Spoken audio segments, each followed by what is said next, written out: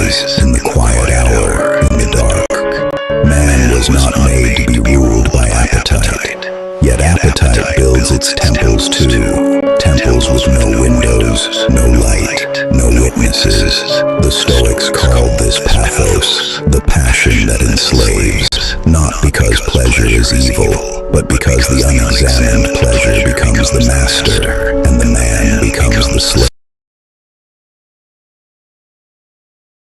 that crouches at the door.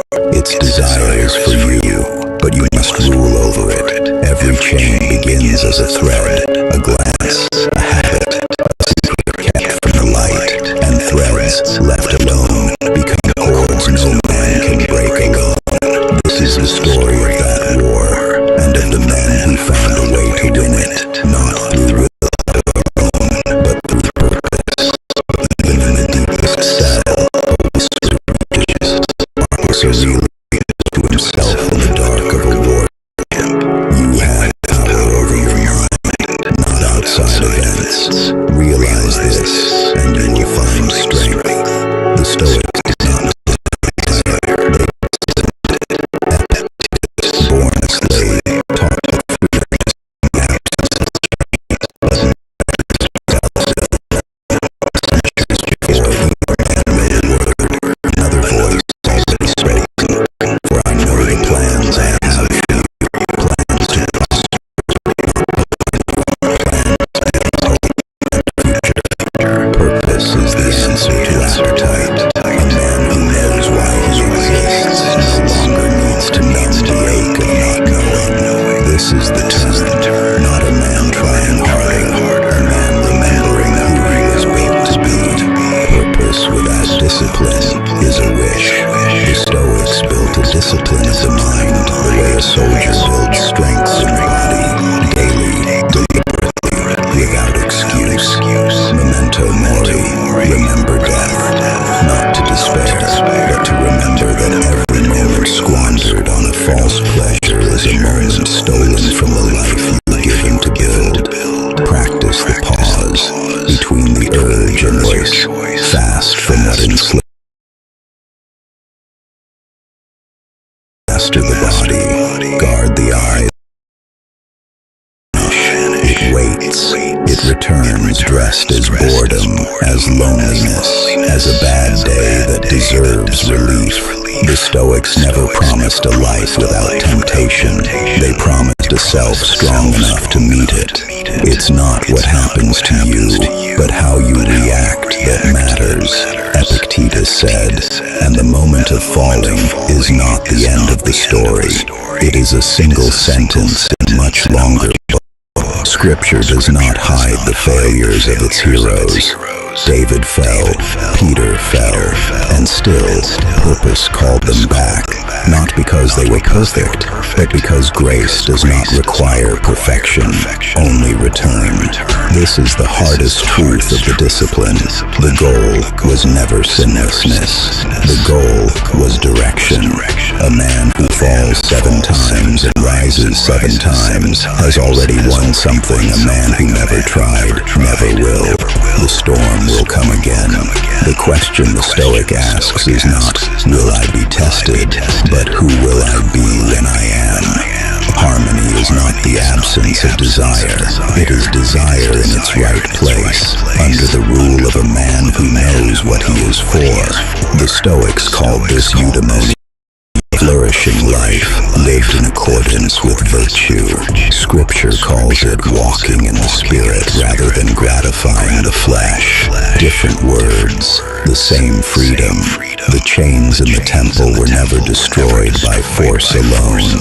They were outgrown, worn thin by a man who kept choosing purpose over numbness. One ordinary morning at a time, he did not become someone else. He became who he always was, underneath the noise. This is the invitation of discipline, and the ancient promise of grace were never enemies.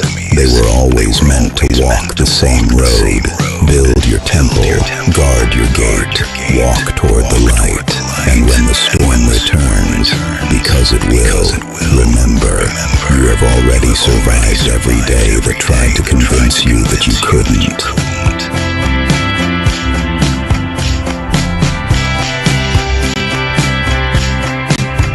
For years I thought I was just weak, like one bad decision out of nowhere, and suddenly I failed. I let stay instead of turning away from. So if the fight starts before the act, where exactly does it start?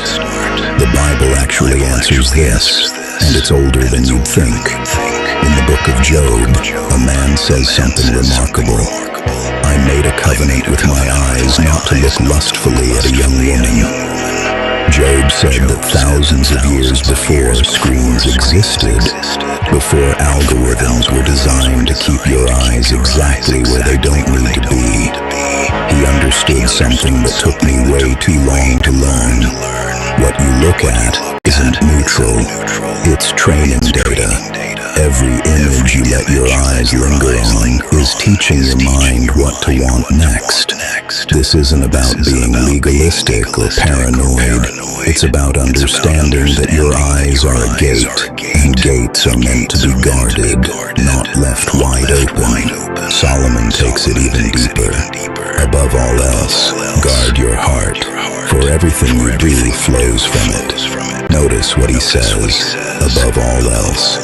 Not above some things, above everything, more than your schedule. It's that no temptation has overtaken you except what is common to mankind. You're not unique, no matter how much willpower I brought with me. Peter prowls around like a roaring lion, seeking one to defend backwards for years. Submit yourselves then to God. Resist the devil, and he will flee from you. I used to train.